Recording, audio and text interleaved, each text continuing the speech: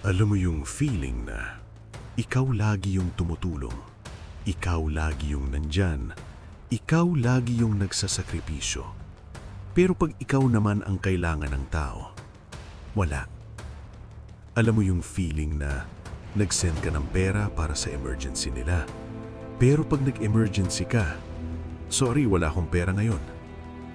Alam mo yung feeling na nag-effort ka ng effort, nagplano ka, nag-surprise ka, pero pag birthday mo, sorry, nakalimutan ko.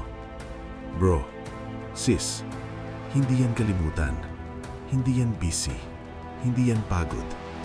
Yan ay kawalan ng respeto, yan ay kawalan ng pakialam, yan ay fake love.